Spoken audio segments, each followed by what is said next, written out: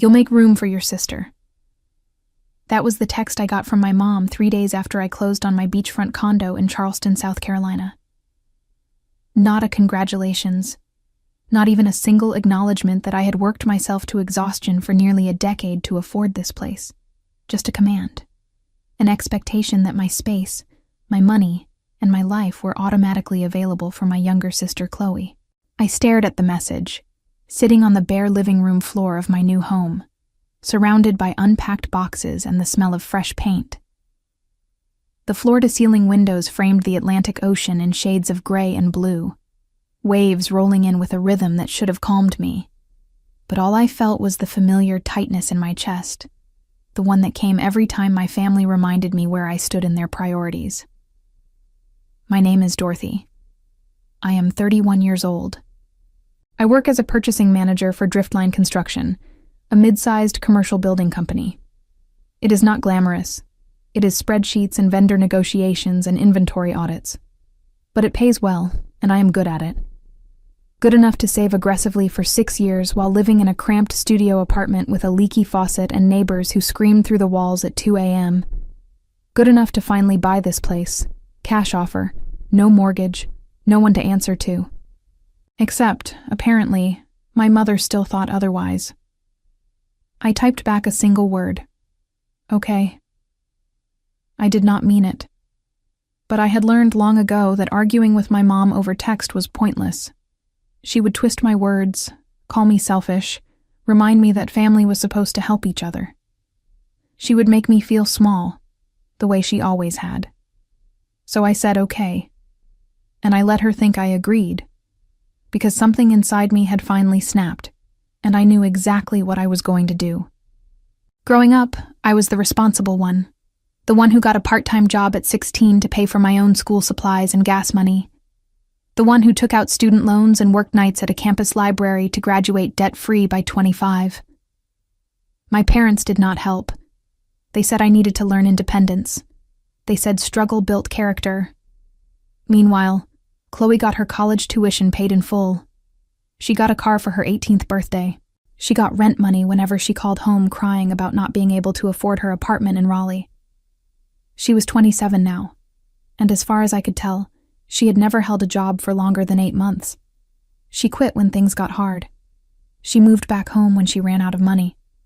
And my parents let her, every single time, because she was the baby. And they could not stand to see her struggle. I was expected to struggle. That was my role. And when I succeeded despite them, they treated it like luck. Like I had stumbled into this condo by accident, rather than sacrificing weekends and vacations and any semblance of a social life to make it happen. The text from my mom was not a request. It was a test. She wanted to see if I would push back, if I would dare to say no to Chloe, who apparently needed a place to stay because her latest roommate situation had fallen apart. My mom did not ask what had happened. She did not suggest Chloe move back home with them. She just assumed I would make room. I looked around my empty condo. 2 bedrooms, 2 bathrooms, an open kitchen with granite countertops I had dreamed about for years. The second bedroom was supposed to be my office. I had already ordered a desk. I had plans to paint the walls a soft sage green. I was going to hang the art prints I had been collecting for years, the ones that had stayed in storage, because my old apartment had no space for beauty. Now my mom wanted me to give that room to Chloe. And I knew exactly how it would go. Chloe would move in with promises to pay rent, to keep the place clean, to stay out of my way. And within a month, there would be dishes piled in the sink. Her friends would show up unannounced. She would complain that the condo was too quiet, too far from the city, too boring. She would make me feel like a guest in my own home, the way she always made me feel like an outsider in my own family. But this time, I was not going to let it happen. I stood up, brushed the dust off my jeans, and walked to the window. The ocean stretched out endlessly, and for the first time in years, I felt something close to clarity. I had spent my entire life trying to earn my family's respect, trying to prove I was just as worthy of love and support as Chloe. and I had finally realized the truth. I was never going to get it. Not because I was not good enough, but because they had already decided who mattered more. So I was done trying. I picked up my phone and started making calls. The next morning, I contacted a property management company that specialized in short-term and long-term rentals. I explained my situation carefully, without mentioning my family. I told them I owned a 2-bedroom beachfront condo and wanted to rent out the second bedroom in the den, which had a pull-out sofa and could serve as a third sleeping area. I wanted reliable tenants, people who would pay on time and respect the space. The agent, a woman named Beverly with a brisk, no-nonsense tone, said she could have the rooms listed by the end of the week. She suggested pricing them competitively to attract young professionals or remote workers who wanted a quiet place near the ocean. I agreed. I signed the paperwork. I did not tell my mom. Instead, I spent the next few days unpacking and setting up my own bedroom. I bought blackout curtains and a new mattress. I hung my favorite painting above the bed, a watercolor of a lighthouse I had picked up at a street fair years ago. I arranged my books on the shelves and set up my coffee maker in the kitchen. I made the condo feel like mine, because it was mine, and I was not going to let anyone take that away from me. My mom called twice. I let it go to voicemail. She texted asking when Chloe could move in. I replied, "Still getting things ready. We'll let you know." It was not a lie. I was getting things ready, just not in the way she expected. I thought a lot about my family during those days, about how, when I graduated college, my parents took Chloe out to dinner to celebrate, but told me they were too busy to drive up for my ceremony. About how, when I got promoted to purchasing manager 2 years ago, my mom said, "That is nice, honey," and then immediately started talking about Chloe's new boyfriend. About how, when I told them I was buying a place at the beach, my dad said, "Be careful with your money. Real estate is risky." They did not believe in me. They never had. And I had spent years trying to change their minds, working harder, achieving more, hoping that one day they would look at me the way they looked at Chloe, with pride and affection and unconditional support. But it was never going to happen. Because the problem was not me. The problem was that they had decided long ago that I was the strong one, the one who did not need help, and Chloe was the fragile one, the one who deserved protection. And nothing I did was going to change that narrative. So I stopped trying. Beverly called on Thursday. She had found 2 tenants. The first was a man named Gregory, a software engineer in his early 30s who worked remotely and wanted a quiet place to focus. The second was a woman named Fiona, a freelance graphic designer in her late 20s, who had just moved to Charleston and needed temporary housing while she looked for a permanent place. Both had excellent references. Both were willing to sign 6-month leases. Both were ready to move in by the weekend. I said yes. I met Gregory first. He was polite, soft-spoken, and clearly just wanted a place to work and sleep. He barely looked at the ocean view. He asked about the Wi-Fi speed and whether he could set up a second monitor in his room. I liked him immediately. Fiona arrived the next day with a carload of art supplies and a friendly, easygoing energy. She complimented the condo, asked if she could hang a few prints in her room, and offered to cook dinner sometime as a thank you. She reminded me of the kind of person I might have been friends with in college, if I had not been too busy working to have friends. By Saturday, both of them had moved in. Gregory took the second bedroom. Fiona took the den, which she immediately transformed into a cozy little studio with string lights and a small easel. The condo felt full, but not in a bad way. It felt alive. And then my mom texted, "Chloe is packing. We'll be there tomorrow at noon." I read the message 3 times. I felt my heartbeat quicken, not with anxiety, but with anticipation, because I knew exactly what was about to happen, and I was ready. I texted back, "See you then." That night, I could not sleep. Not because I was nervous, but because I kept replaying the moment in my head. The moment when my mom and Chloe would walk through the door with their suitcases. expecting me to roll over and accommodate them the way I always had. The moment when they would realize I was not that person anymore. I thought about all the times I had swallowed my anger, bitten my tongue, nodded along when they dismissed my feelings. I thought about the years I had spent trying to be good enough, only to realize that good enough was never going to be enough for them. And I thought about how, tomorrow, I was finally going to stand up for myself. Not with yelling or confrontation, but with boundaries. With proof that I had built a life they could not control. I got out of bed and walked to the window. The moon was bright, casting silver light across the water. I pressed my hand against the glass and whispered to myself, "This is mine." Tomorrow my family would learn that too. They arrived at noon, just like my mom said they would. I watched from the window as my mom's SUV pulled into the driveway, the back seats crammed with suitcases and boxes. Chloe got out first, wearing oversized sunglasses and a sundress, looking like she was arriving at a resort rather than moving into her sister's home uninvited. My mom followed, her expression already set in that familiar look of determination. She was a small woman, barely 5 feet tall, but she carried herself like she owned every room she walked into. My dad was not with them. He never was, when it came to family conflicts. He let my mom handle everything, which meant he let my mom make all the decisions, and I had learned to resent him for it. I opened the door before they could knock. "Hi, Mom. Hi, Chloe." My mom smiled, but it did not reach her eyes. "Dorothy, sweetie, this place is gorgeous. I knew you would do well for yourself."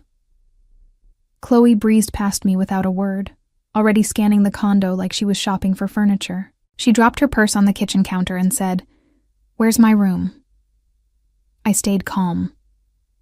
"We need to talk first." My mom waved a hand dismissively. "We can talk later. Let's get Chloe settled first. She has had a rough week." I said we need to talk first. My mom stopped. She looked at me, really looked at me, and I saw the flicker of surprise in her eyes. I had never used that tone with her before. "Dorothy, what is this about?" "This is about the fact that you did not ask if Chloe could move in. You told me she was moving in." Chloe turned around, arms crossed. "Mom said it was fine. Mom does not live here. I do." My mom's face hardened. "Dorothy, we are family. Family helps each other. You have the space, and Chloe needs a place to stay. I do not understand why you are making this difficult." I wanted to scream. I wanted to list every single time they had made things difficult for me. Every time they had chosen Chloe over me.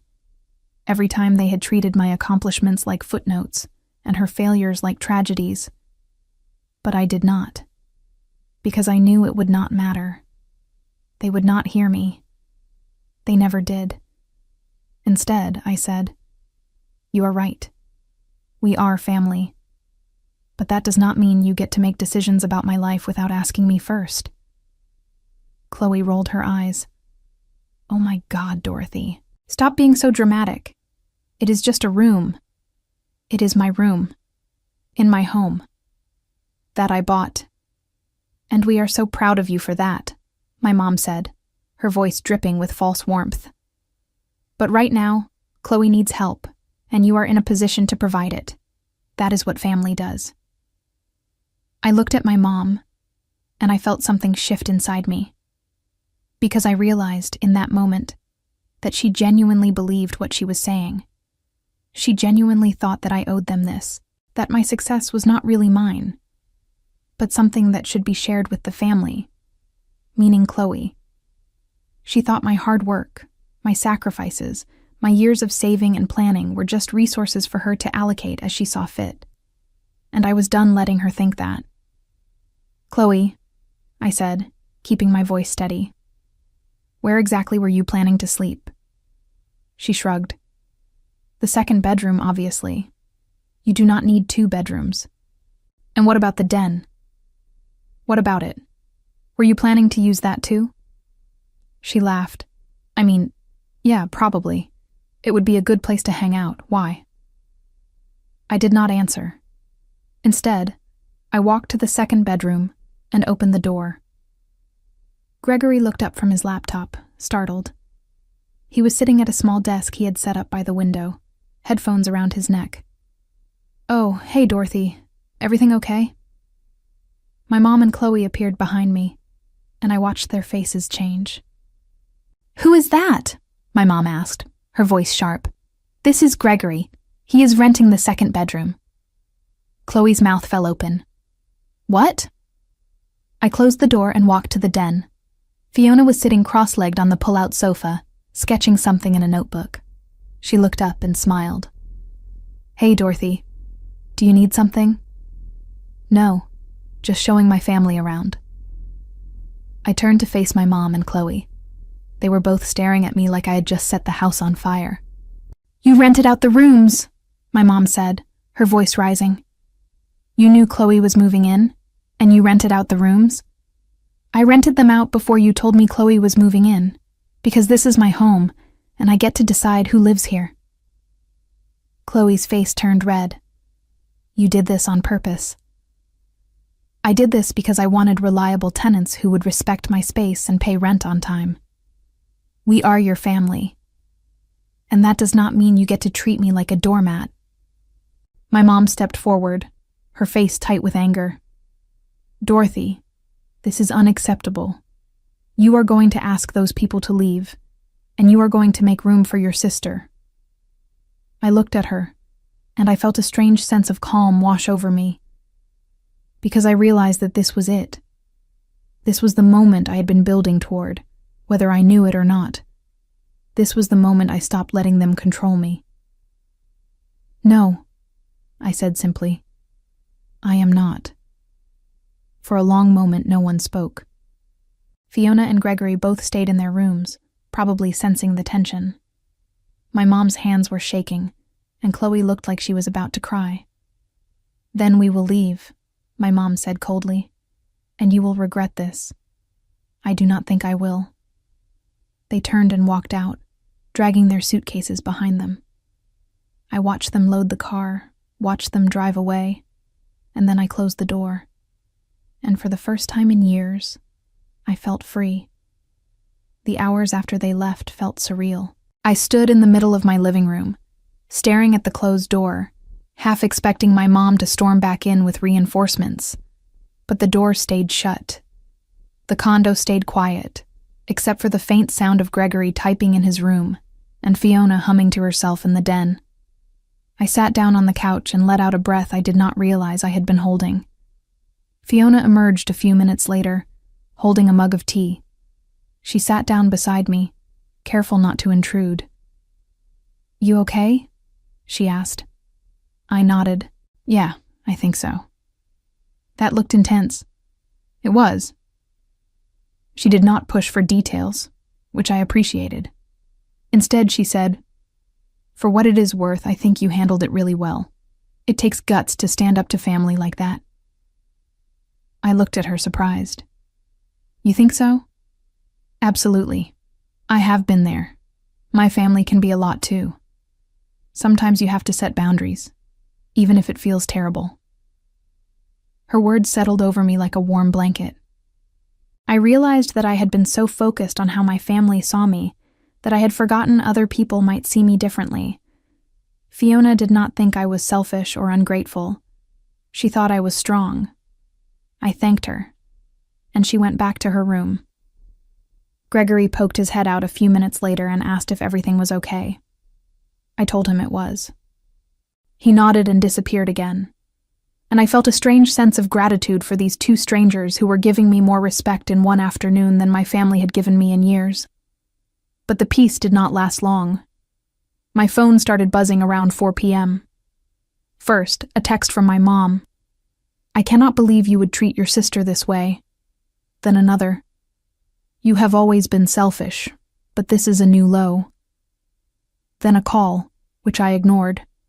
Then a text from Chloe. "I hope you are happy. I have nowhere to go because of you."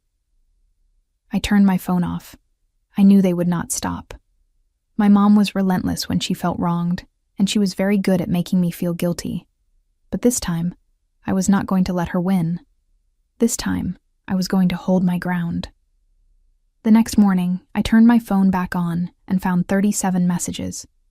Most of them were from my mom, but there were a few from my dad, who had finally decided to weigh in. Your mother is very upset. You need to apologize and fix this. That was it. No acknowledgement of my side. No question about why I had rented out the rooms.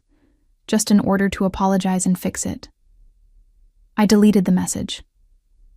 I spent the rest of the day working from home, catching up on emails and vendor contracts. It felt good to focus on something concrete, something I could control. Around noon, Beverly from the property management company called to check in.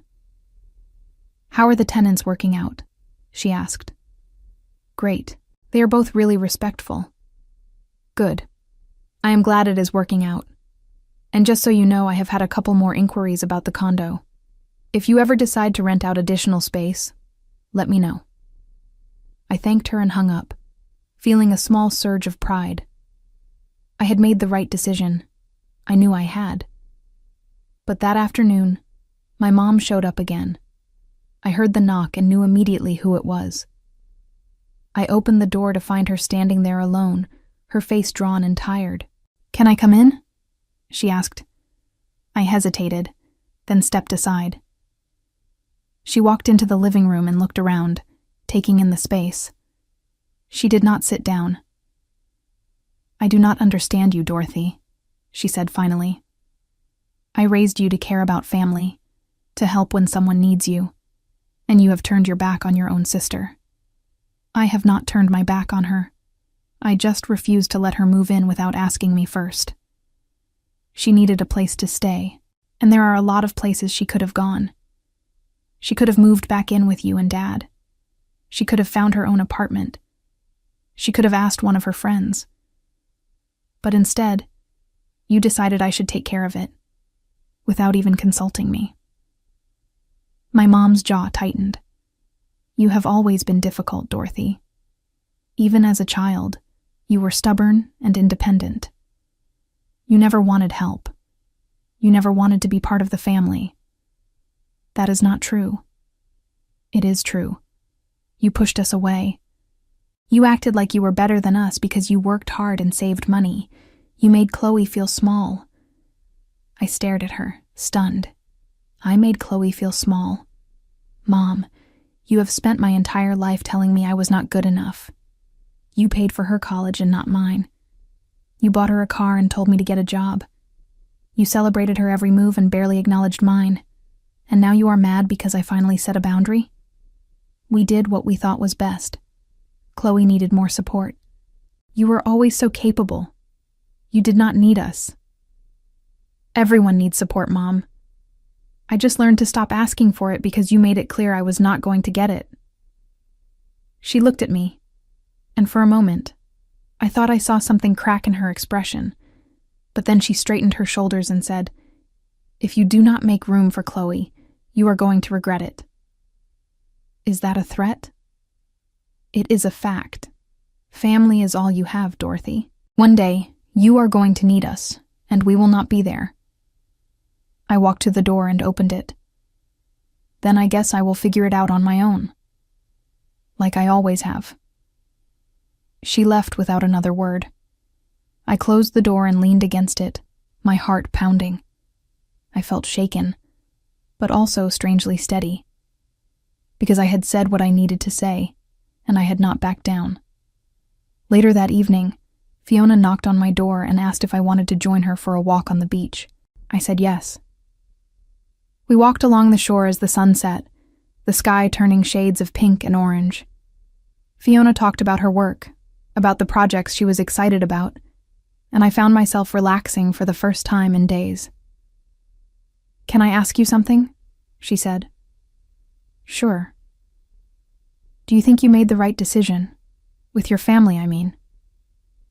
I thought about it. "Yeah, I do." "Good. Because from where I am standing, you deserve to be happy. And it sounds like they were not helping with that." I smiled. "No, they were not." We walked in silence for a while, and I felt something shift inside me. I had spent so long trying to earn my family's approval that I had forgotten what it felt like to just exist, without constantly justifying myself. And it felt good. The week that followed was strange. My phone stayed quiet. My mom did not text. Chloe did not call. It was like they had decided to freeze me out, and part of me was relieved. But another part of me, the part that had spent 31 years trying to be good enough, felt hollow. I threw myself into work. Driftline construction was in the middle of a major project, a commercial complex downtown, and I spent long hours coordinating with suppliers and managing budgets. My boss, a gruff man named Walter, noticed. "You are putting in a lot of hours lately," he said one afternoon, stopping by my desk. "Just trying to stay on top of things." He nodded. "Well, it is appreciated. You are one of the best people I have got." The compliment caught me off guard. I mumbled a thank you, and he walked away, but his words stayed with me. Because I realized that at work, I was valued. I was respected. I was seen. And at home, with Fiona and Gregory, I was treated like an equal. Fiona invited me to watch movies with her in the evenings. Gregory asked if I wanted coffee when he made a pot. They were small gestures, but they meant everything. It made me realize how little I had been getting from my own family. On Friday, I got a call from my dad. I almost did not answer, but curiosity got the better of me. "Dorothy," he said when I picked up, "we need to talk." "About what?" "About your mother. She is not handling this well." "I am sorry to hear that. You need to apologize." I laughed, a short, bitter sound. "I need to apologize? For what exactly?" "For refusing to help your sister. For being selfish." "Dad, I am not being selfish. I am setting boundaries. There is a difference. Your mother does not see it that way. That is not my problem." There was a long pause. Then he said, "You have always been difficult, Dorothy. I do not know where you got that from. Maybe I got it from being ignored my whole life." He sighed. "I do not have time for this. Just call your mother and apologize. This whole thing is ridiculous." "No." "What?" I said no. I am not apologizing. I did not do anything wrong. He hung up. I set my phone down and stared at it, my hands shaking. I had never stood up to my dad like that before. I had never flat out refused him, and it felt terrifying and exhilarating at the same time. That night, Fiona knocked on my door again. She had a bottle of wine and 2 glasses. "Thought you might need this," she said. We sat on the balcony looking out at the ocean. The sound of the waves was soothing, and the wine helped take the edge off. "Can I tell you something?" Fiona said after a while. "Of course. I left my family 2 years ago. Not physically, but emotionally. I realized they were never going to accept me for who I am, and I was never going to be happy trying to be someone I am not. It was the hardest thing I have ever done, but it was also the best thing." "Do you regret it?" "Sometimes. I miss them. But I do not miss the way they made me feel." I nodded. "I get that." She smiled. "You're doing the right thing, Dorothy. I know it does not feel like it right now, but you are." Her words stayed with me long after she went to bed. The next morning, I got a text from Chloe. It was the first time she had reached out directly in over a week. "Can we talk?" I stared at the message, debating whether to respond. Finally, I typed back, "Okay." She called a few minutes later. "Hi," she said, her voice small. "Hi?" There was a long pause. Then she said, "I am sorry. I was not expecting that." "For what?" "For assuming I could just move in. For not asking. For letting Mom push you around." I did not know what to say. Chloe had never apologized to me before. Not for anything. "Are you serious?" I asked. "Yeah. I have been thinking a lot about what happened, and I realized I was being really entitled. You worked hard for that place, and I just expected you to hand it over. That was not fair." I felt a lump form in my throat. "Thank you for saying that. I mean it. And I am sorry Mom is being so awful. She can be really controlling." "Yeah, she can." There was another pause. Then Chloe said, "Do you think we can still have a relationship? Like, as sisters?" I thought about it. I do not know. Maybe. But it would have to be different. I cannot keep being the one who sacrifices everything. I understand. And I will try. I promise. We talked for a little while longer, and when we hung up, I felt lighter. I did not know if things with Chloe would ever be truly good, but at least there was a chance. My mom, on the other hand, was a different story. That afternoon, I got a text from her. "Chloe told me she apologized to you. I hope you are happy. You have turned her against me." I did not respond. Then another text. "You have always been ungrateful. I gave you everything, and this is how you repay me." I blocked her number. It felt drastic, but I knew I needed space. I needed time to figure out who I was without her voice in my head, telling me I was selfish and difficult and wrong. That evening, Gregory knocked on my door. He looked awkward, like he was not sure if he should say something. "Hey, I just wanted to say I think you are really brave," he said. "I overheard some of the stuff with your family, and I just wanted you to know I think you are handling it really well." I smiled. "Thank you, Gregory. That means a lot." He nodded and went back to his room, and I realized that I had accidentally created a little community here. Fiona, Gregory, and I were not family, but we were something. We were people who respected each other, who gave each other space, who showed up when it mattered. And that felt like enough. 2 weeks after my mom and Chloe had shown up with their suitcases, I finally felt like I could breathe. The condo had settled into a rhythm. Gregory worked during the day and played video games at night. Fiona painted and cooked elaborate meals that she insisted on sharing. And I worked, walked on the beach, and slowly started to feel like myself again. But then I got a call from my Aunt Rosemary, my mom's younger sister. "Dorothy, honey, I need to talk to you," she said, her voice warm but serious. "Hi, Aunt Rosemary. What is going on?" "Your mother called me. She is very upset about what happened with Chloe." I sighed. "Of course she is. She told me you refused to let Chloe move in and that you have been cruel to her. That is not what happened." "I did not think so.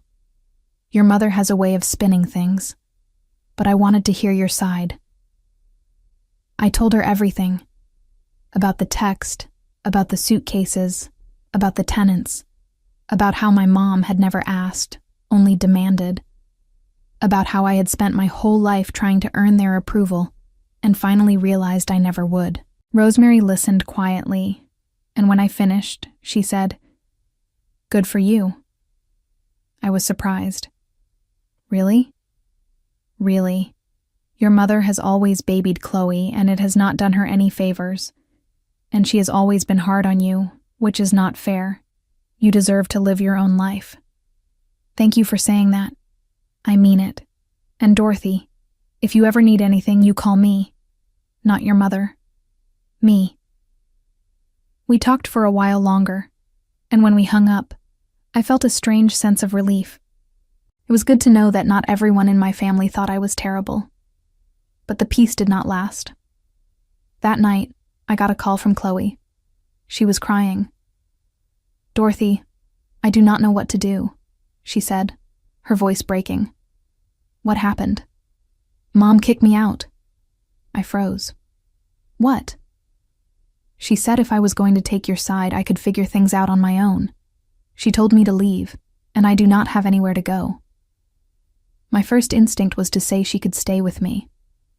But I stopped myself, because I knew that if I let her in now, nothing would change. She would move in, and my mom would see it as a victory, and I would be right back where I started. Chloe, I am sorry, but I cannot let you move in. Why not? I apologized. I thought we were okay. We are okay. But that does not mean you can live with me. You need to figure this out on your own. But I do not have any money. I do not have anywhere to go. What about Dad? He said he is staying out of it. Of course he did. Chloe, I know this is hard, but you have options. You can find a roommate, you can get a job and save up for your own place. You can ask your friends for help, but you cannot keep depending on other people to solve your problems. She was quiet for a long time. Then she said, "You sound like Mom." That stung, but I did not take it back. Maybe that is not a bad thing, I said. Maybe Mom was right that you need to learn to stand on your own. She just went about it the wrong way. Chloe hung up without saying goodbye. I sat there staring at my phone, feeling like the worst person in the world, but I also knew I had done the right thing. Because if I kept rescuing Chloe, she would never learn to rescue herself. The next morning, I got a text from my mom. I had unblocked her number the night before, just in case Chloe needed to reach me. "You have destroyed this family. I hope you are proud of yourself." I did not respond. Instead, I called Aunt Rosemary. "She kicked Chloe out," I said. "I heard. Chloe called me this morning. Is she okay?" "She is staying with a friend for now. She is upset, but she will be fine. Your mother is just throwing a tantrum because she did not get her way." I feel terrible. Do not. You are not responsible for your mother's choices, or Chloe's, for that matter. We talked for a while, and Rosemary reassured me that I was doing the right thing. When we hung up, I felt a little better, but the guilt still lingered. That afternoon, Fiona found me sitting on the balcony, staring out at the ocean. "You okay?" she asked. "Not really." She sat down beside me. "Want to talk about it?" I told her everything, and she listened without interrupting. When I finished, she said, "You know what I think? I think you are doing something really important. You are teaching your family that you have limits, and that is scary for them, because they have never had to respect your limits before. But that does not mean you are wrong. It feels wrong. I know. But it is not." She was right. I knew she was right. But it was hard to believe it when every fiber of my being was screaming that I was being selfish and cruel. That night, I got a message from Chloe. "I got a job. Just part-time, but it is something. Thanks for not letting me move in." I think I needed the push. I stared at the message, tears streaming down my face, because I realized that maybe, just maybe, standing my ground had been the right thing to do. Not just for me, but for Chloe too. I texted back, "I am proud of you." She sent back a heart emoji. It was not much, but it was a start. Over the next few days, things began to settle. My mom stopped texting. Chloe checked in occasionally, updating me on her job and her new living situation. My dad sent a terse message saying he hoped I was happy, but I ignored it.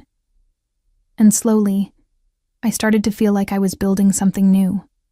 Not a relationship with my family, not the way it used to be, but something different, something healthier. Fiona and Gregory became my chosen family. We cooked dinners together, watched movies, and talked late into the night. They did not judge me. They did not make demands. They just accepted me, and that was enough. One evening, as we sat on the balcony watching the sunset, Fiona turned to me and said, "You know, I think you are one of the strongest people I have ever met." I smiled. "I do not feel strong. You are. Trust me." And for the first time in a long time, I believed her. A month after my mom and Chloe had shown up with their suitcases, I received a call from Aunt Rosemary again. This time, she sounded worried. "Dorothy, I need to tell you something," she said. "Your mother has been talking to the rest of the family. She is telling everyone that you refused to help Chloe when she was homeless, and that you rented out rooms just to spite her." I felt my stomach drop. That is not what happened. I know, but she is very convincing. Some of the family believes her. What am I supposed to do? Nothing. Let them believe what they want. The people who matter will see the truth. I wanted to believe her, but it was hard, because I knew how my mom operated.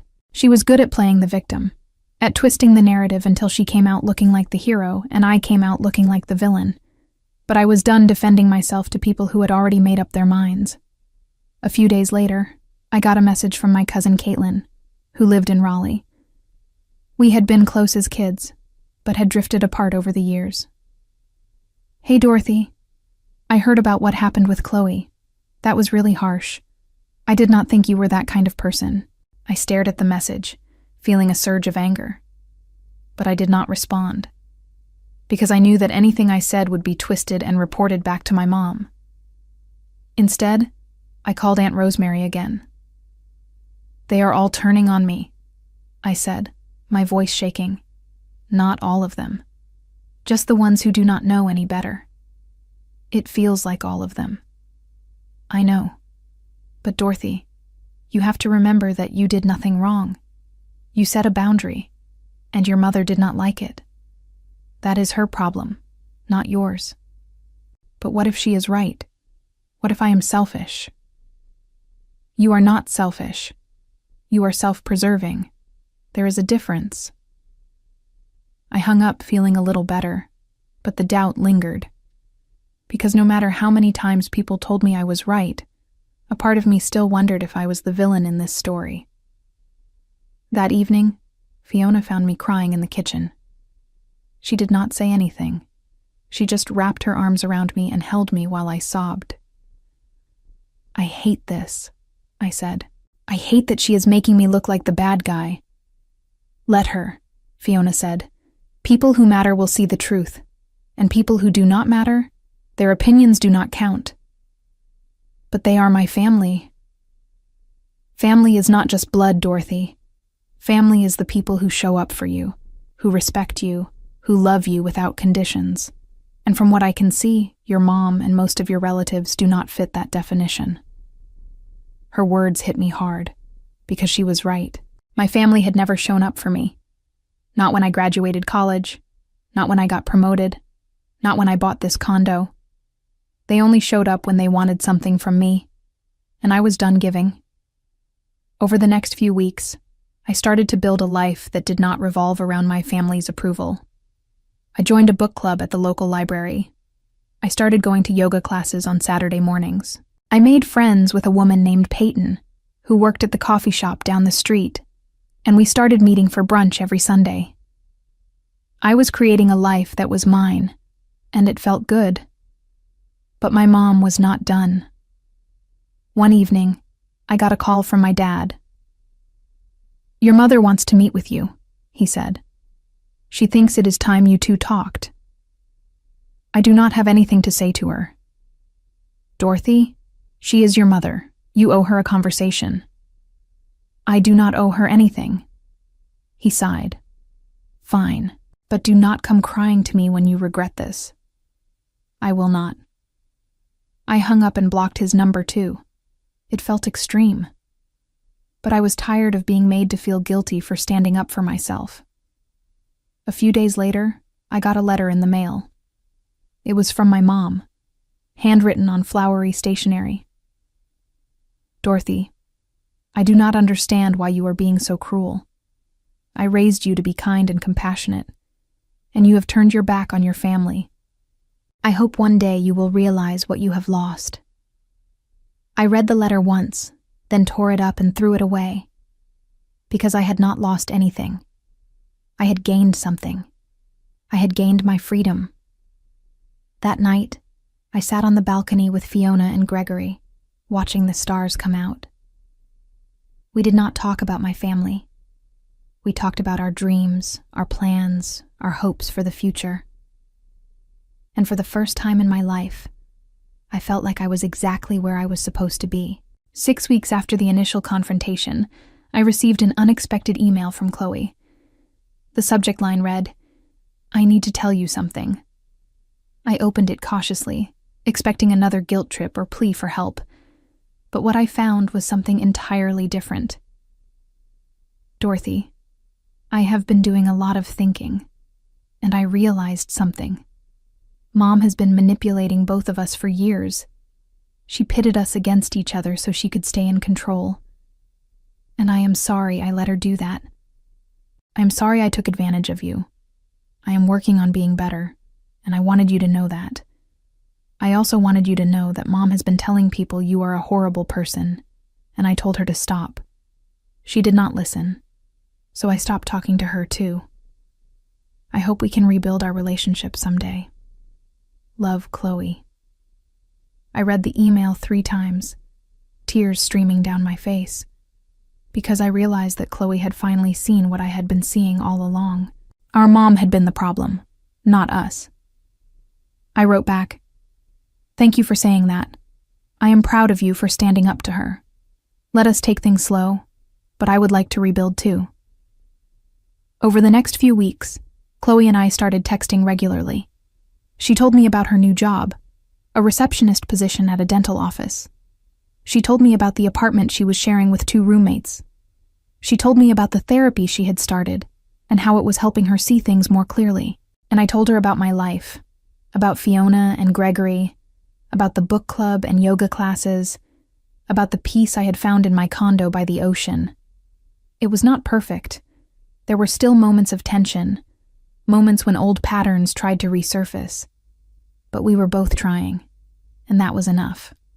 Meanwhile, my mom was spiraling. Aunt Rosemary called to tell me that my mom had started a smear campaign against me on social media. She had posted on her personal account about how I had abandoned my sister and refused to help my family in their time of need.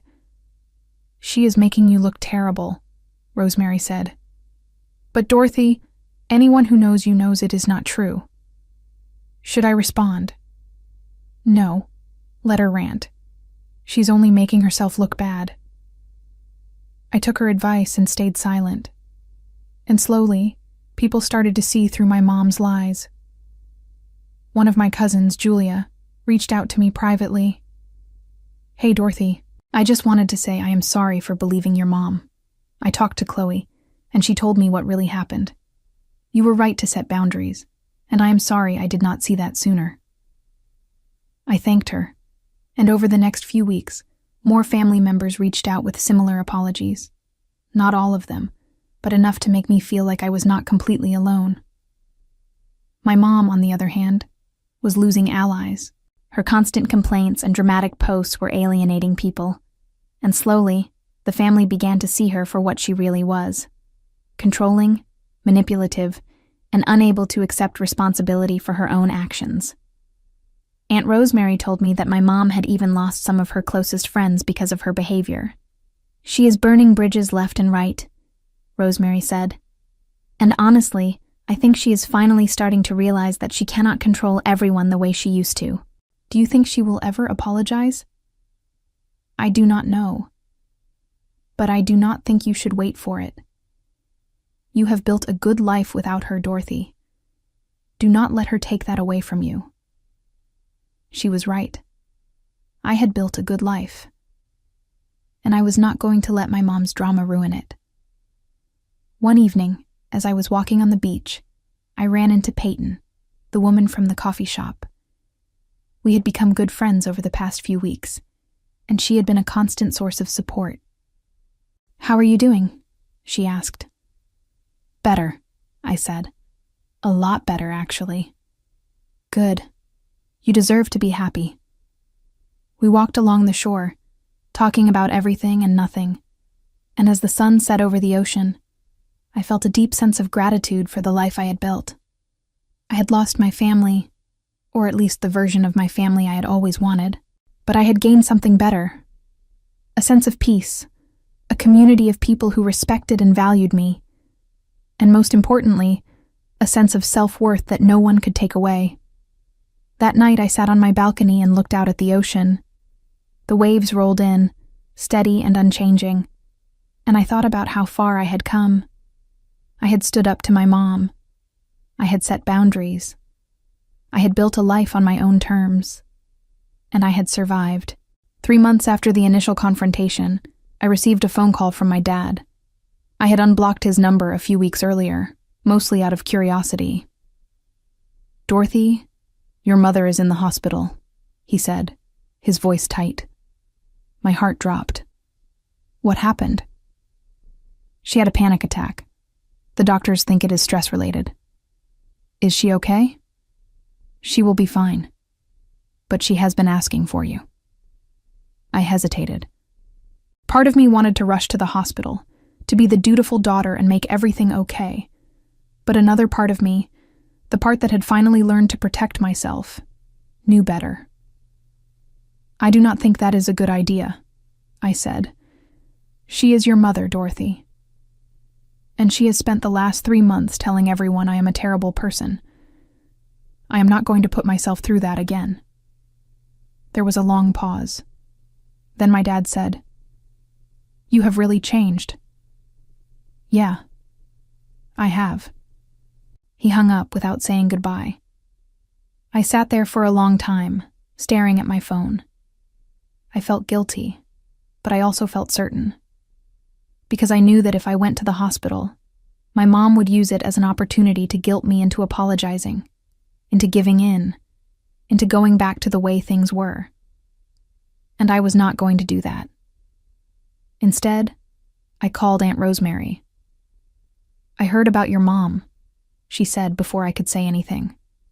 "You do not have to go, Dorothy. You do not owe her that." "I feel terrible."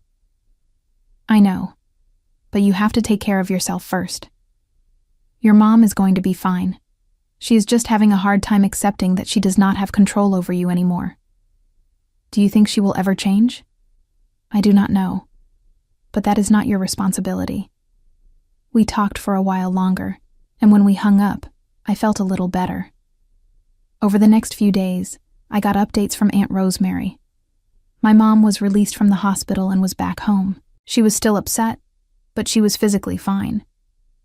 And I was okay with not being there, because I had learned that I could not set myself on fire to keep other people warm. I could not sacrifice my peace to make my mom feel better. I had spent my whole life trying to earn her approval, and I had finally realized that I was never going to get it. Not because I was not good enough, but because she did not want to give it. And that was okay. A week later, Chloe called me. "I went to see Mom," she said. "How is she?" "Angry. She is still convinced you are the villain in all of this." I figured. "But Dorothy, I told her the truth. I told her that she pushed you away, that she never respected you, that she treated you like you did not matter. And I told her that I was done letting her control my life." How did she react? She cried, and then she told me to leave. "I am sorry, Chloe." "I am not. I needed to say it. And honestly, I feel lighter now." We talked for a while, and I felt a deep sense of pride for my sister. She was finally standing up for herself, and it was beautiful to see. That evening, I sat on my balcony with Fiona and Gregory. We had developed a tradition of watching the sunset together, and it had become one of my favorite parts of the day. "You seem happier," Fiona said. "I am," I said. "I really am." "Good. You deserve it." We sat in comfortable silence, and I thought about how much my life had changed in just a few months.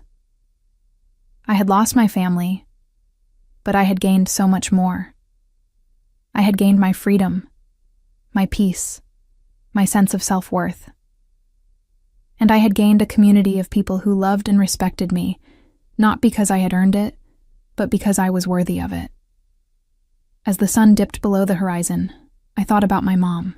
I thought about how she was probably sitting at home, angry and bitter, convinced that I was the one who had wronged her, and I felt sorry for her, because she would never understand what she had lost. But I was done trying to make her understand. I was done trying to earn her love. I was done sacrificing my happiness for hers. I was free. And as I sat there, surrounded by people who cared about me, I realized that this was what family was supposed to feel like. Not obligation, not guilt, not manipulation, but love, respect, support. And for the first time in my life, I had it. My mom never apologized. She continued to tell anyone who would listen that I was selfish and cruel. But over time, fewer and fewer people believed her. Chloe continued to build her own life, and we grew closer than we had ever been. My dad remained distant, choosing to stay loyal to my mom rather than face the truth. But I was okay with that, because I had learned that I did not need their approval to be happy. The months that followed were some of the best of my life. I continued to live in my beachfront condo, surrounded by people who valued me. I built a career I was proud of. I created a life that was entirely my own. Looking back on the day my mom texted me, "You'll make room for your sister?" I realized that it was the moment everything changed. It was the moment I finally chose myself. And I would never regret that.